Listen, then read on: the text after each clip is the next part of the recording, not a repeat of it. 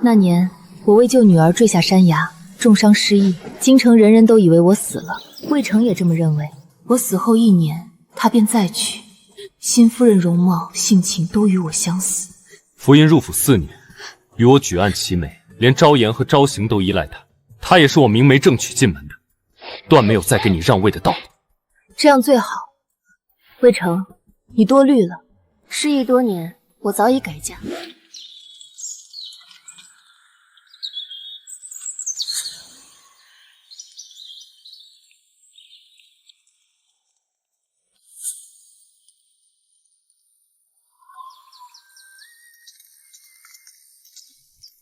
昭颜如今很像你，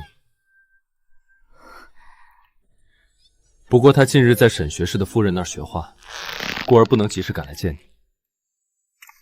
昭行他，你走时他年龄尚小，如今已不记得你的模样。昭颜是我的长女，昭行是我的次子。我坠崖那天，昭颜才3岁，只是作为母亲，我始终放不下一双儿女。你应当也有耳闻，4年前我再娶。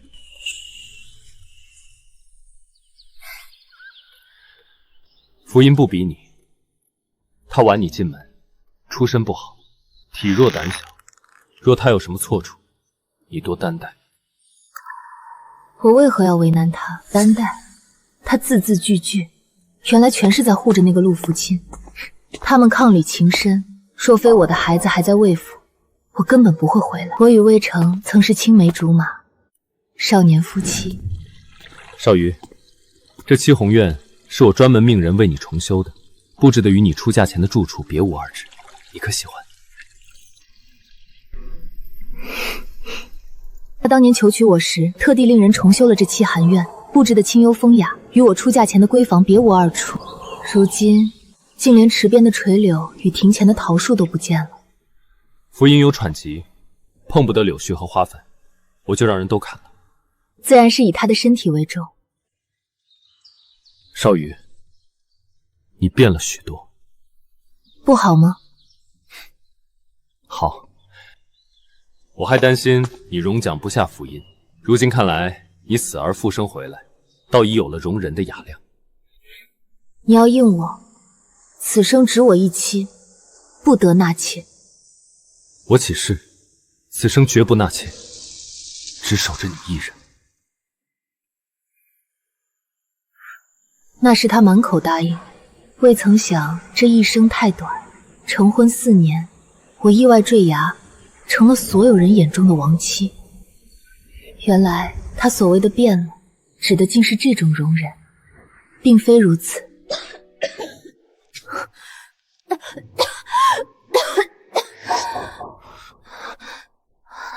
是江姐姐回来了。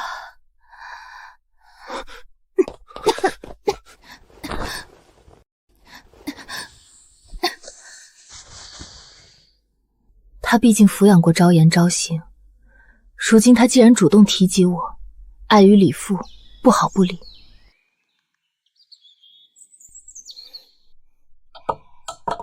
给姐姐敬茶，这些礼数就不用了。你也不必如此，毕竟你是他的正妻。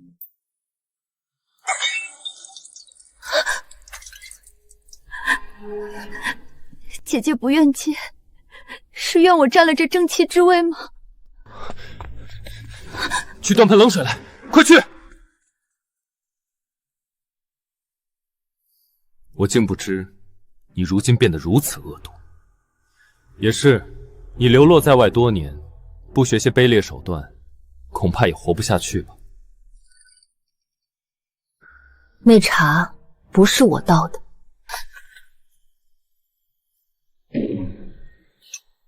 这才是。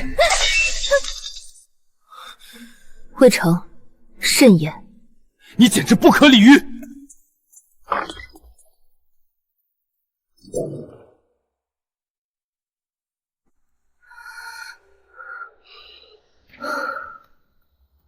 冷静，当务之急是看看昭颜和昭行。陆福音这种心机，真不知这些年他是如何教养我那一双儿女的。去向西市告个假，将2公子带来。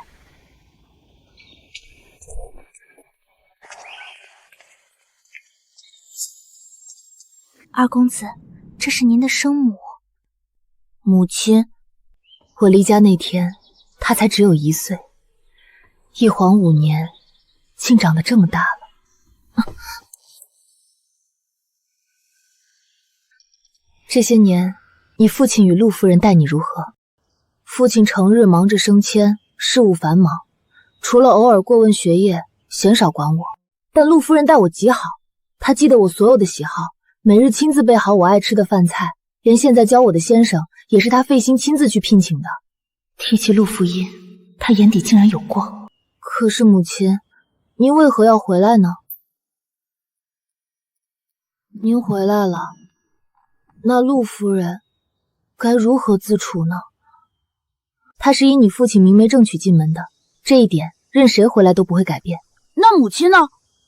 我也早已另嫁他人，但我这些年始终记挂着你和昭妍，此番回来也是想问问你。另嫁他人？母亲在外这么多年，谁知道您是怎么活下来的？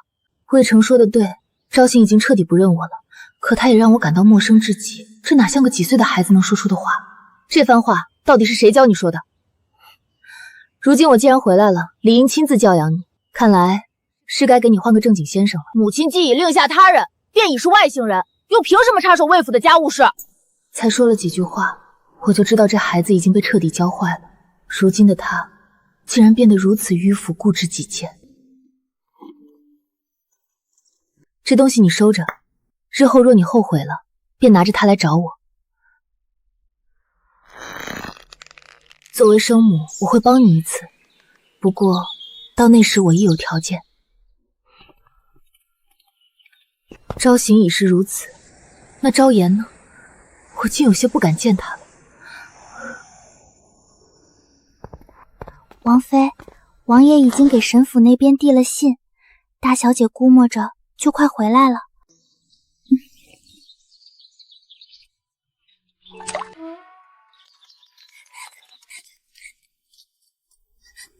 母亲，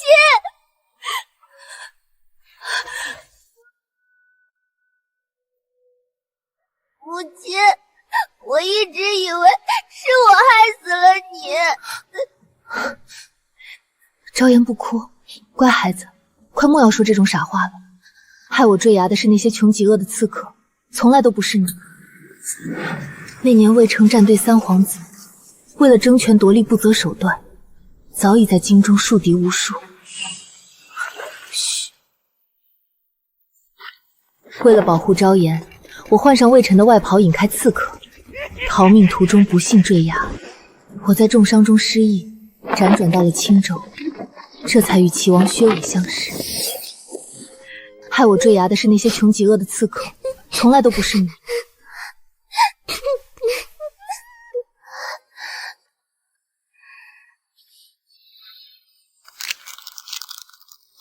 母亲，您看，这是赵夫人教我画的，画的是母亲。沈学士的夫人赵明义，那是我当年在京中最好的朋友。4年前魏城续弦，同年昭妍便拜了明义为师学画。为了躲开这个家，他竟时常住在沈府。可陆夫人说我画的一点都不好，她说我贵为父亲的长女，金尊玉贵，根本无需学这些磨墨动笔的苦事。可是赵夫人同我说过，母亲当年书画冠绝京城，我想多学学，多像母亲一些。真的，在这个年纪能画出这种神韵，已经足够好了。昭妍，我已再嫁了，即便如此，你是否还愿意离开这魏府，随我去青州？那便好，过几日我会派人替你收拾行李。母亲，当年父亲为了让我和昭行点头，特意挑了许多女子，最后寻来这个与您最相像的，才领进家门。这些年，陆夫人看似从不约束我，可她背地里却从来不愿意让我学任何东西。可是母亲，陆夫人自己却一天都没闲着，一直在学书画，学掌家。陆福音绝不是什么愚昧古板的乡下女人，她什么都懂，却故意要把我的女儿养废。我明白她的用意了。福音心善，不计前嫌，已经命人把西院收拾干净了。今晚你就先住在西院。不必了，我绝不会留在魏府。母亲，我们不是要去青州吗？是，去青州。青州？你想以此威胁我，跟我玩这种以退为进的把戏？哼，福音也是我三书六礼明媒正娶进门的，无论你如何闹，断没有再给你让位的道理。他竟如此笃定，觉得我没了他便活不下去。魏成，你想多了，我的夫君在青州。你在青州嫁了人？如今你我各自婚嫁，互不相干。我不信，你当真要为了那种人离开我？魏成，我和你不一样，荣华富贵也好，高官厚禄也罢，我从不在乎。我在乎的，从来都只是他那个人。好，你不在乎权势，那孩子呢？昭妍和昭行，难道你连亲生骨肉也不要了？昭妍自然是跟我走的，至于昭行，既然他满口纲常礼教，认准了那偏庭里的母亲，便随他去吧。那可是你怀胎10月生下的亲骨肉，你当真如此狠心？回头我给过他路走，是他自己选了魏家的富贵，我留给昭行的玉佩是我最后的怜悯，往后皆是他自己的命。你竟在魏府私藏刺客，你疯了！江少宇，昭妍即便跟你走，他身体里流的也是魏家的血，他到底姓魏。往后他就不姓魏了。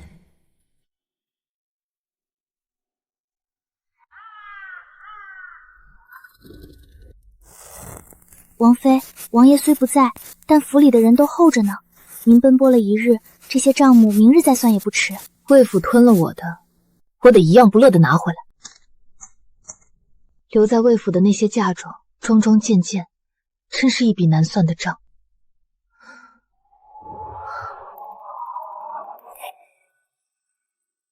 按单子办，一件不许漏。是。都麻利点。是。姐姐是不是误会了什么？夫君并未与姐姐和离，姐姐竟这么急着要与魏府划清界限。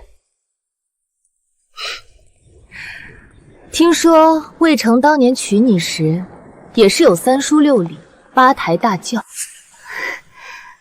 是。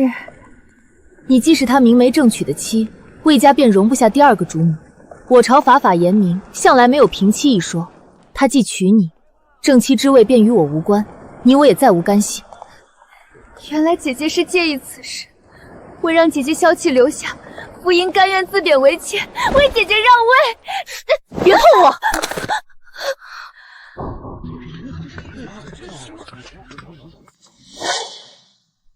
夫君，我这一夜未睡都在查你。你进京城那天，我的人看得清清楚楚，你坐的根本不是江家的马车。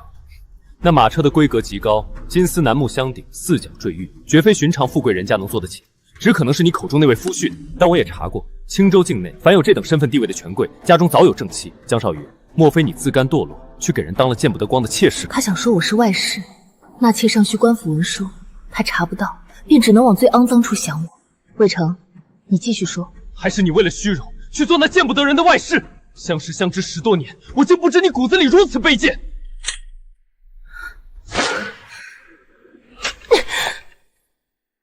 魏成，你满口仁义道德，心肠竟比这算盘珠子还冷硬。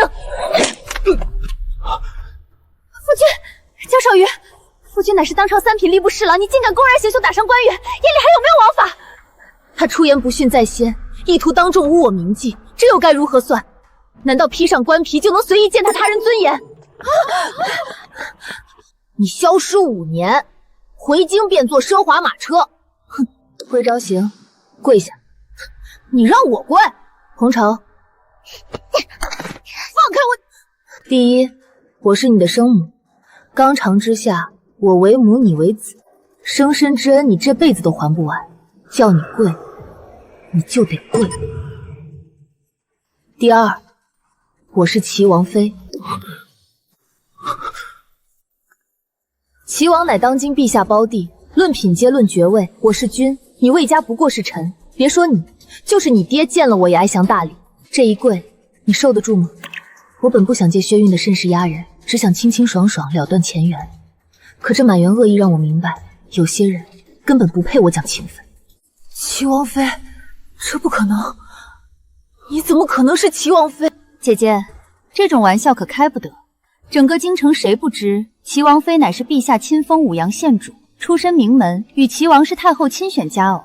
这些尊贵，岂是姐姐一个流落在外、清白难辨的妇人能够冒充的？在场并无外人，姐姐若是糊涂失言，我定会求夫君保密，绝不损毁江家颜面。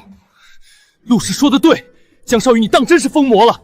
西王天皇贵罪，身边才女无数，怎会看上你这来历不明、年长3岁的二手妇人？你凭什么？凭你这副残花败柳之身吗？简直是滑天下之大稽！事到如今，魏大人竟还要靠可笑臆想自欺欺人，当真是让奴婢开了眼界。你这贱婢，主子说话哪有你插嘴的份儿？我不愿与你无意义争辩，更不需要向你自证。薛景看人看的是风骨，不会像你这般眼盲心瞎。王妃，嫁妆已悉数清点完毕，共计128台，现已装箱。起杠，抬走。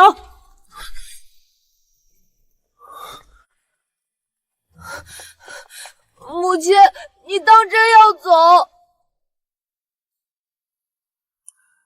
你的母亲好端端的站在那儿，你问谁要走？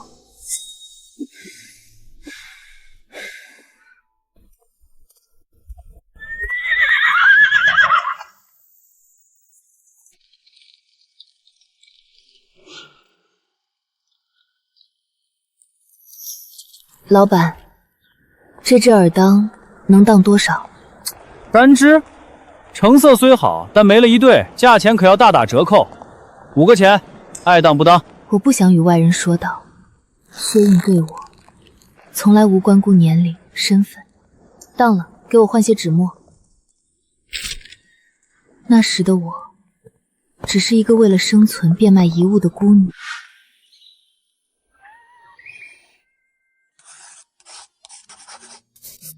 夫人，这女子来历不明，还戴着面纱遮遮掩掩，怕是不祥。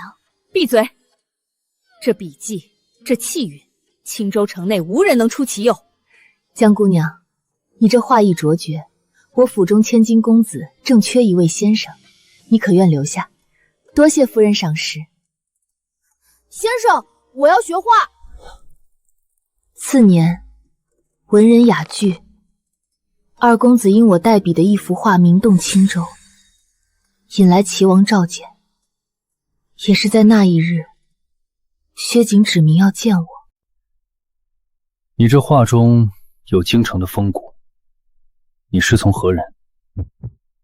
回王爷，民女无师自通，不过是闲来无事，临摹市井字画罢了。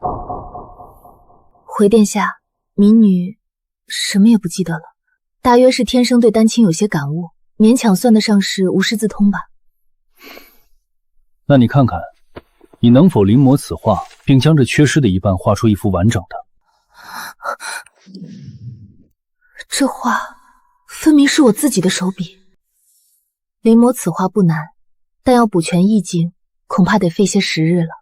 只要能成，王府有的是时日给你。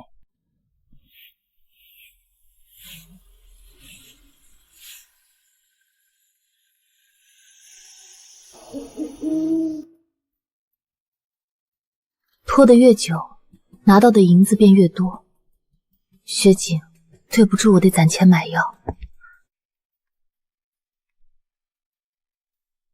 你无需着急，他自幼便天赋异禀，这画中的灵气，寻常人学上10年也未必能得其一二。你临得慢些，本就是情理之中的事。这画儿笔触确实灵动，敢问殿下是从何处寻得这宝贝的？这是我3年前归藩时，特意进宫向母后讨要回来的。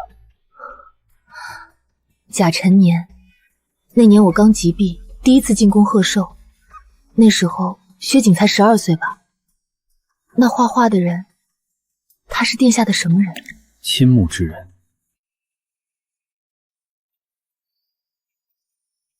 时候不早了，先休息吧。明晚随我去庭院作画。其实我拢共也只见过他几次。当年我也才12岁，跟在皇兄身后，隔着那一层晃动的珠帘一见，他眉目并不清晰，却已是恍若天人。原来他眼里的亲慕比爱慕更重，那是一种高山仰止的敬仰。可他口中的那个人，为何让我觉得如此压抑？你还要磨多久？民女听得出神，请殿下责罚。文定24年，他成亲了，就在我离京前往封地的前1年。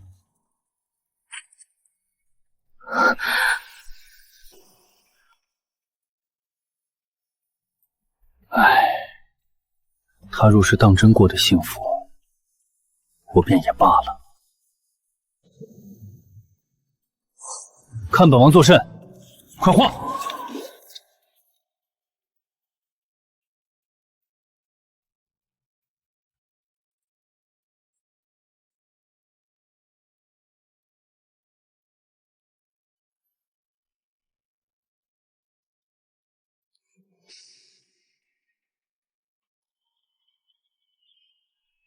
你的伤竟全然好了。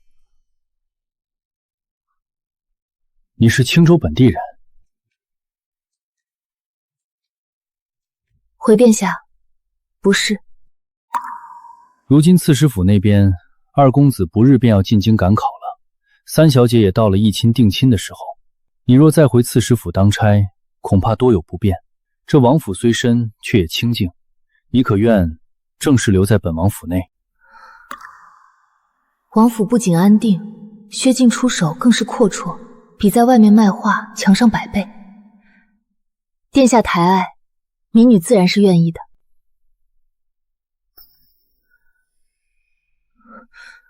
是尔脏，民女当初已在当铺卖了。既是你的心爱之物，流落在外总归不好。本王既然见到了，便顺手替你找了回来。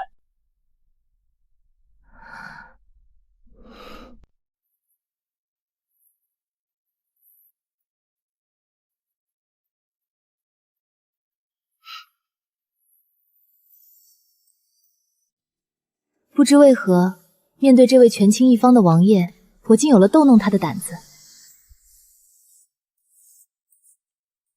殿下请看，民女这信手涂鸦，可还入得了眼？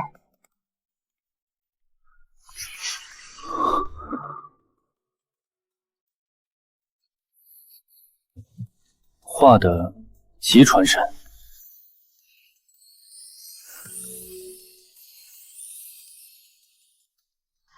奉天承运，皇帝诏曰：齐王薛景加官礼成，特赏。谢主隆恩。吾皇万岁万岁万万岁！加冠之后，京中送来的不仅是厚赏，还有太后那封言辞恳切、催他早日成亲的密信。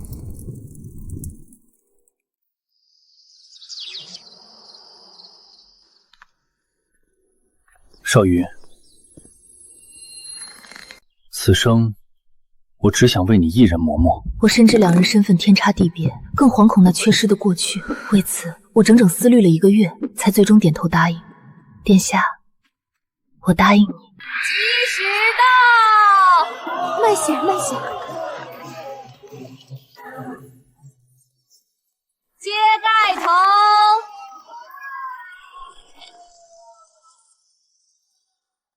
1拜天地，2拜高堂，夫妻对拜。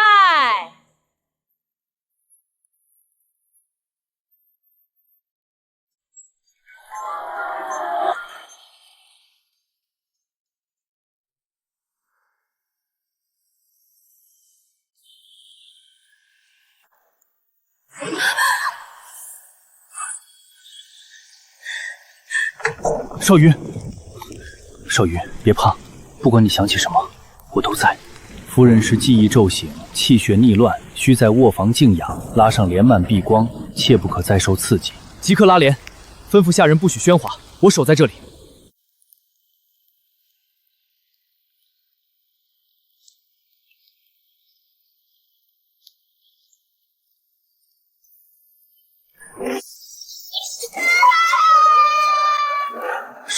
你睁眼看看我。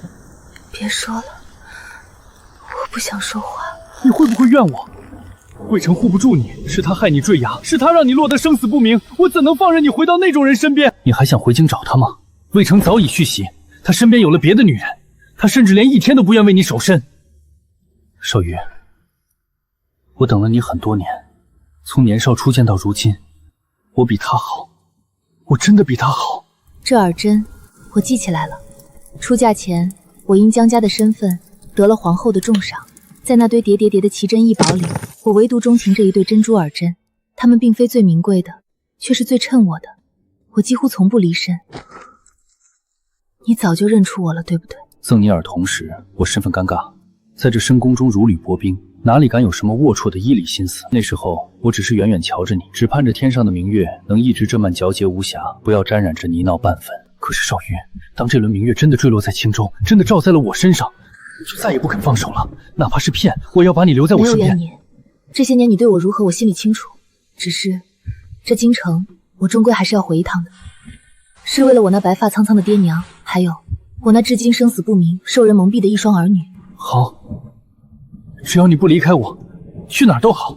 半月后恰巧是皇兄的万寿节，届时藩王进京贺寿。少云，我带你风风光光的回去。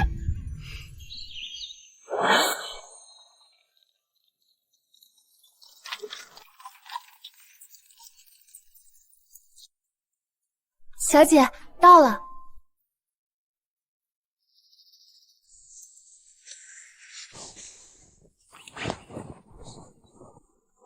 万寿节就在3日后。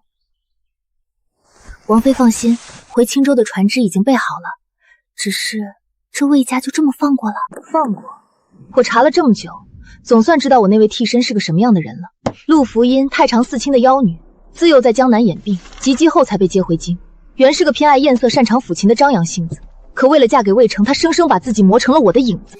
可我最清楚魏成是个什么样的人，他哪里值得一个女子如此作践自己？除非这背后另有隐情。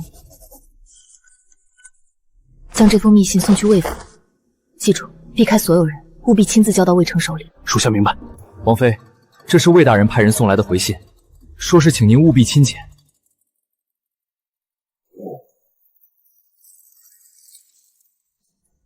他的那些忏悔或是求饶，多看一眼都嫌脏。姑爷回来了。我这2日被皇兄留在宫里，分身乏术，魏成是不是又来为难你了？他确实不依不饶，对我出言不逊。不过我也没让他占着便宜，我顺手拿了他书房里那把6斤重的紫檀算盘，结结实实砸在他肩膀上了。砸得好，不过既然他敢对王妃出言不逊，你大可直接治他的罪。在大齐还没人能当面羞辱我薛家的器重。治他的罪容易，但你要想清楚，我若真动了，朝野上下难免会说你齐王权势滔天，舆论圣上的亲信这点私怨，让你在皇兄面前难做。你向来考虑周全，不过你太小看皇兄了。魏成这些年自是有从龙之功，在吏部办事越来越不合规矩，手伸得太长。皇兄早有意找个借口敲打他，所以你哪怕真把他砸残了，也无需多虑。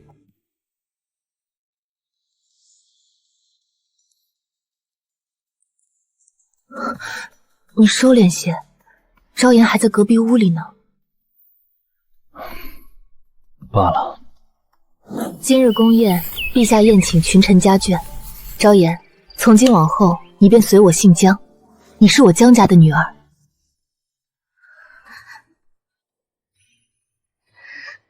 母亲，5年前刺客追来的那日，为了引开敌人，我也是像这样亲手为他梳好了发髻。那一别，竟让他在愧疚里活了5年。好了，莫哭。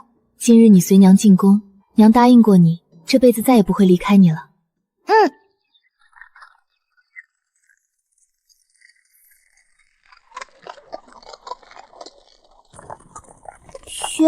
薛叔叔。王爷、王妃，宫门口到了。王爷、王妃，小心脚下。那就是齐王殿下吧？旁边是齐王妃。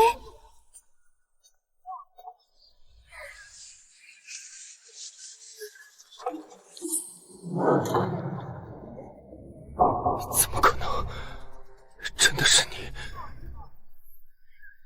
魏大人，在看什么？拜见齐王殿下，拜见齐王妃，是臣失礼了，惊扰了贵人。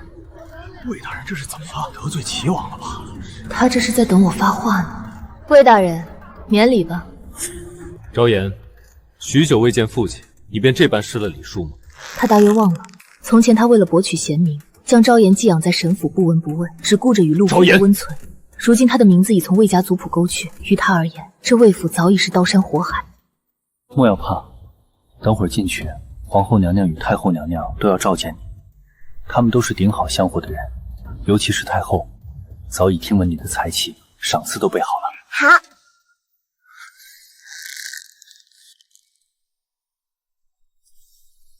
走吧，别让皇兄久候。方才在宫门口倒是真不巧，竟遇上了这等晦气的人。不过今日这种万寿小宴，不过受了他这种小官的一个简礼罢了。等哪日到了祭天大礼或是年节大庆，按着品节规矩，他魏征见你，该是跪在大殿之下，行3跪9叩的大礼。好了，这在宫里呢，你说这些，倒像是要把他生生给跪折了。折了又如何？他也配。阿娇那孩子，少时在宫里就是个锯了嘴的闷糊涂，谁能想到他竟然在那时候起就对你十分仰慕。他这人认准了便死脑筋，能让他把你娶回青州，也算是老天爷眷顾阿锦了。太后谬赞了，阿锦今年已20有3了，封地广袤，但这膝下却迟迟没有子嗣，这总是让我这做母亲的心里始终放心不下。回母后，府里的大夫已经在慢慢为儿臣调理身子了。好孩子，这就是你那个大女儿昭言。平日里都喜欢些什么？学业可有荒废？回太后，臣女喜欢读书练字，先生每日都会授课，未曾荒废。既然是齐王妃的亲生女儿，那便也是我大齐的皇亲。传哀家口谕，即日起册封江昭言为安宁县主，载入宗人府名册。臣妾叩谢母后隆恩，臣女谢太后恩典。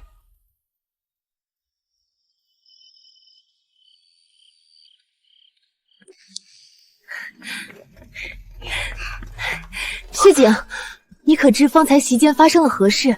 母后极其喜欢昭言，方才在大殿之上已亲口下旨封昭言为县主了。母后还夸昭言懂事妥帖，说载入宗人府名册呢。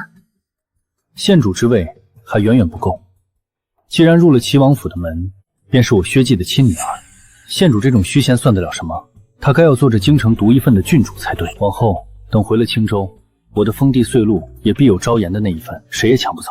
薛景，太厚重了。母后是爱屋及乌，所以封了县主，我也一样。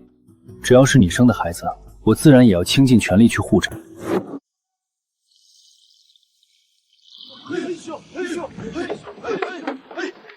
小心些，这像是姑娘当年的玉石摆件，摔不得。这些本就是我当年的陪嫁，与其留在魏府让那些人挥霍，倒不如带回青州。往后这些都是要留给昭言做底气的。县主，她一个被除名的丧家之女，凭什么能当县主？爹，你虽然是吏部侍郎，可连个能袭的爵位都没有。往后我见到姐姐，是不是还得按照礼数给她行她屈辱的大礼？这到底是凭什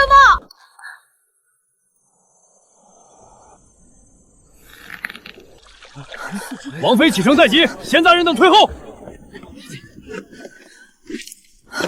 母亲，母亲，招呼知错了，求母亲原谅。魏公子，此处是齐王府的官船，还请称呼王妃。她向来聪慧过人，这会儿怕是早已打好了讣告，要用母子情分来换一个前程。我不关心你错在哪儿，当初在魏府凉厅，我赠过你一块玉佩。既然今日特意赶来，我便问你一次，那块玉佩你现在要用它吗？他最想要的是昭言那样的爵位，那是我给不了的。凭他的资质，若有江氏一族的提携，来日入仕封个县侯绝非难事。他在衡量那点虚伪的读书人杰，值不值得换这锦绣前程？不用了，王妃。既然你选了魏家的傲气，我便成全你。那你退下吧，魏家与我再无干系。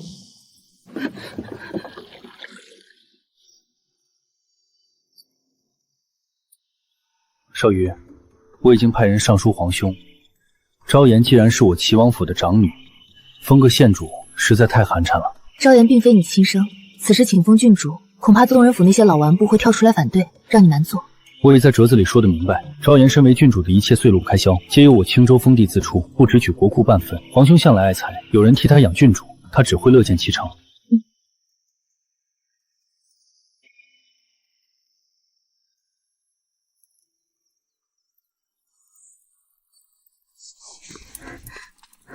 王妃，京城那边传来消息了，魏城出事了。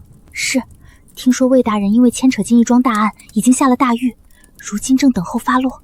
魏城落得今日下场，我半点也不意外。王妃，这陆夫人平日里瞧着对魏大人死心塌地，怎么这回倒像是他亲手推了一把？他那哪里是死心塌地？这些年他处处模仿我，看似温婉，实则步步为营。他故意教坏昭行，让他变得迂腐势利。他又故意在清算嫁妆时提议贬妻为妾，那是想让魏城自寻死路。甚至我回京那日，他故意暗示魏城我是冒充王妃，又他在宫门口对我出言不逊。这一桩桩一件件，心思缜密至极，绝非寻常女子争宠。陆福一，你到底和魏城有什么深仇大恨，非要这么不动声色地毁了魏家？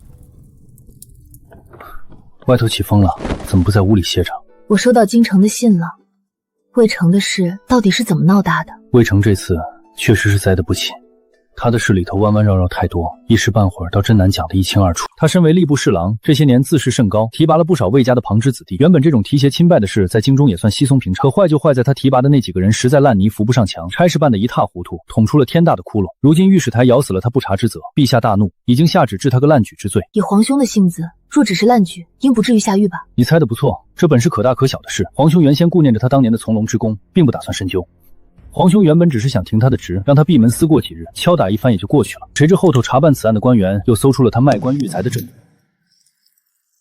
陆福一，你为什么要害我？夫君，你现在怎么全推到妾身头上了？人是我许仙的不错，可那银子我连见都没见过，是你收的对不对？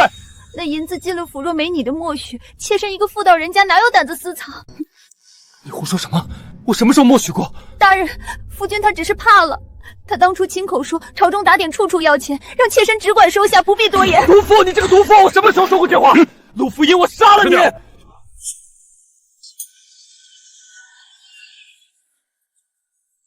！20丈，去其官职，贬为庶民。魏城在狱中受了杖刑，又被免了官。那20丈打断了他的脊梁，也打断了他的仕途。往后，他成了一个跛足的废人，只能卑微的仰仗着那个出卖他的陆福音过活。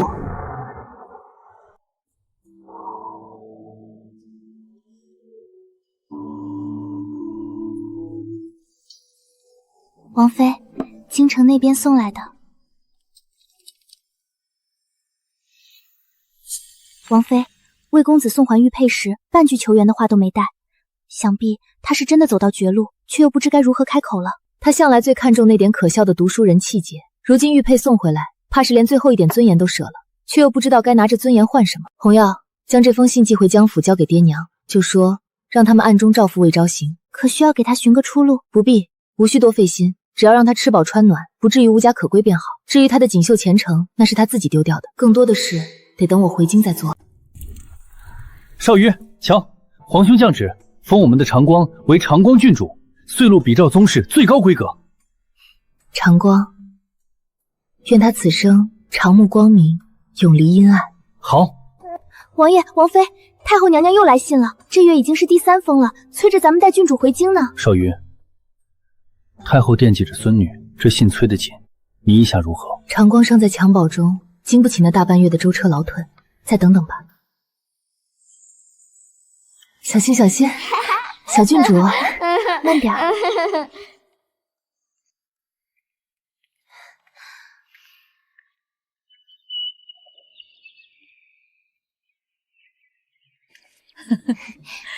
这孩子长得真像阿静，性子倒像你，沉稳。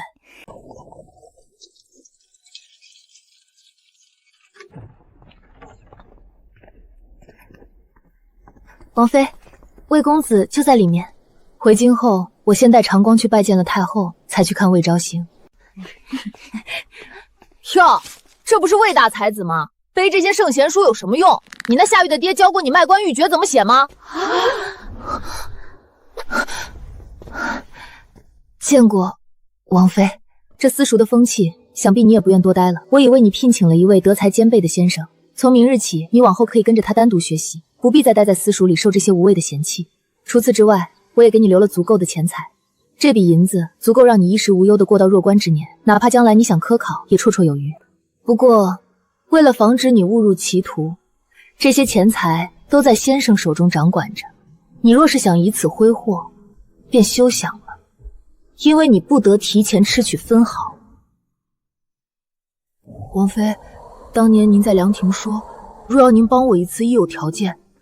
如今，王妃当年的要求究竟是什么？当年我便说过，帮你一次是有条件的。我起初确实想过，要以此作为交换，让他彻底离开魏家。可如今魏家已然落魄成这般地地，倒也真的没什么必要了。我的要求很简单。往后余生，不要轻易原谅魏成。在我不在的那些年里，他本该负起养育教导之责，可他却为了所谓的体面和新宠，对你不管不顾，任由旁人将你教养成如今这副模样。魏昭行，你成了如今这般境地，大半都是他的罪过。你若轻易原谅，便是对你这半生凄凉的纵容。是。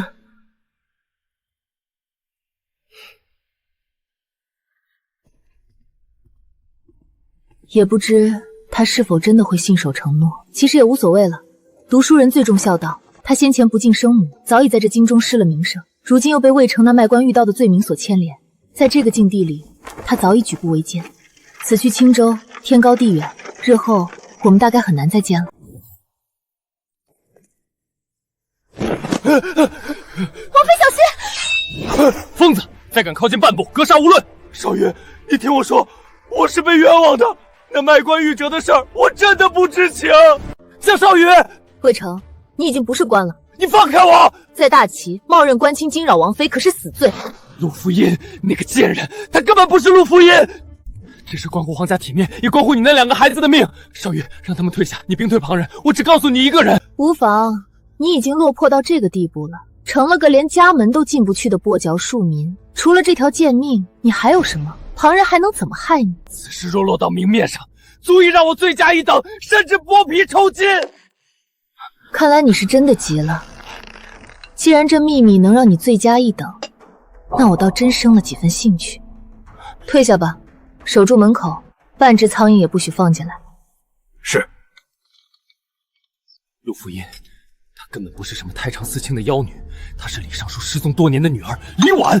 当年3皇子，也就是现在的陛下夺遗，李尚书那个老顽固冥顽不灵，非要篡对2皇子。为了助陛下登基，我亲手编造了证据，诬陷李家勾结外敌，致使他举家流放。谁能想到，那个女人在流放途中被人救下，竟换了身份，处心积虑地潜伏在我身边4年。她学你的言行，学你的素衣，就是为了让我放松警惕。我魏成虽然贪婪，但绝不至于蠢到在这个旁支的银子，再故意把这留给查卖官员。这是构陷，这是为了李家满门报仇的构陷。说完了，你听明白了吗？只要我能证明他是李氏余孽，卖官误遭的罪名就能洗清。我是被妖女蒙蔽的受害者。魏成，你当真是病急乱投药？我不可能帮你，也帮不了你。你觉得陛下会怎么想？你想将卖官误遭的罪名换成构陷重臣、勾结罪臣之女吗？无论如何，你们在大齐律法面前都是3书6礼、明媒正娶的夫妻，夫妻一体。他收的钱就是你收的钱，他的罪就是你的罪。改个罪名，你依然逃不掉一个死字。那个女人，她不仅毁了我，还亲手毁了你的儿子。是她处心积虑教坏了昭行，让他在那4年里视你如仇寇。陆福音离间你与昭行，生生断了你们的母子情分。难道你就这么算了吗？魏成，收起你那副悲天悯人的假面具。陆福音有错，可你呢？你才是魏昭行的亲生父亲。这4女若没有你这个当爹的默许，若没有你对权势名利的纵容，她一个深闺妇人如何能所谓的新欢和安稳？亲手放弃了对昭行的教养，这一报还一报，你也配在这里叫屈？来人，送魏大人出去，别脏了江府的地。是是。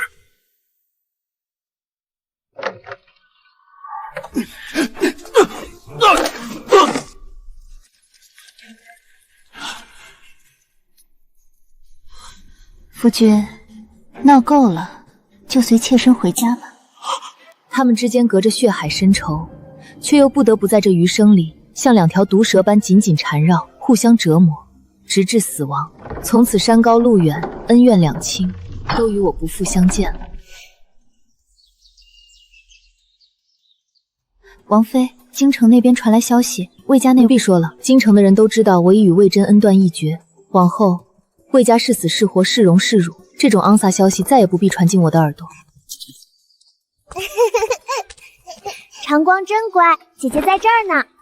姐姐，这失去的5年，我终究是换了种方式，在这美满的日子里一点点补了回来。朝中几个亲王的封地都削得七七八八了，阿景，朕唯独没动你，你可知为何？臣弟明白。故而臣弟今日斗胆请旨，不求王位承袭，臣弟愿将青州封地一分为2，让长光与昭颜继承。昭颜，她并非你皇室血肉，你竟要她继承封地，还要给他们实权？她是少瑜的女儿，便是臣弟的嫡长女。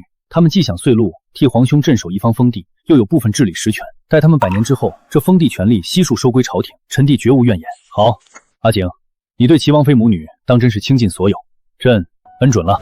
昭颜，前日京城那边送来了几家适龄公子的画卷，你如今年岁也不小了，若是中意哪家，母亲当年在魏家，我亲眼看着父亲如何宠妾灭妻，看着您如何被逼坠养，见过了那样的前车之鉴，儿臣实在不愿再入泥潭。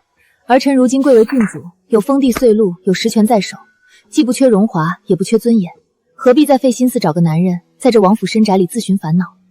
好，既然你不愿，娘也由你去了，只要你平安快活，不嫁也罢。看，好多鱼！这小子天天围着咱们长光转，也不知道安的什么心思。长光被你和昭颜娇惯成什么样了？在这青州，他若是受了半分委屈，怕是这王府都要被他掀了。又是宗室郡主，谁敢欺负他？罢了，我见过那小子公和文才都还凑合，最要紧的是他品性不错。王妃，京城那边有消息了，魏昭行今年中了2甲进士。2甲，那倒真是不容易。是，听说他刚被吏部任命为偏远地方殿的知县，此时正带着家眷路过咱们青州呢。24岁，终究是考出来了。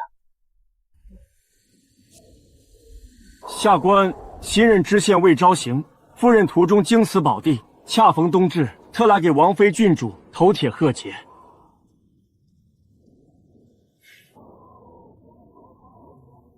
听说你中了2甲进士，外放做了知县。姐姐，我恨他，我真的好恨魏成。这些年，他把家里败得一干二净，临了还要连累我的名声。就因为我不愿再见他，不愿再给他那跛足的废人好脸色看，满京城的同僚便都指着我的脊梁骨骂我不孝，骂我忤逆。他们凭什么？他魏成毁了母亲，毁了你，也毁了我的一辈子。凭什么我要背着这不孝的罪名被发配到边陲？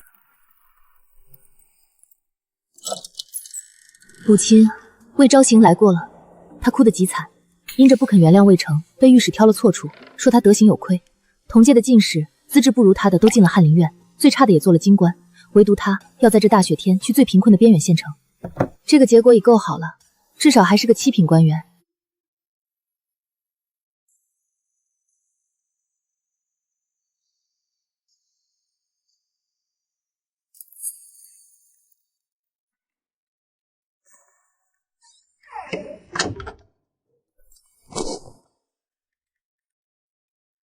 姐姐，谢云舒昨日也不知是怎么了，非要塞给我这串红豆。他往常送些孤本画卷倒也罢了，昨日他红着一张脸放下这东西，转头就跑。姐姐，你向来见多识广，他这又是什么意思？难道是他在哪座古寺求来的护身符？长光自小被娇惯的迟钝，昭颜又因魏家的前车之鉴，这些年一颗心全扑在封地账目上，对男女情分的事竟是2个都没开窍。他那哪是送什么护身符，他那是相思了。父王，哦，好啦，看你把孩子吓的。云舒那孩子品性你也是夸过的。今日夜长，这馄饨热得正好，我们可以慢聊彻夜，把往后的日子都细细说明白。只盼明日冬至阳生，春又来。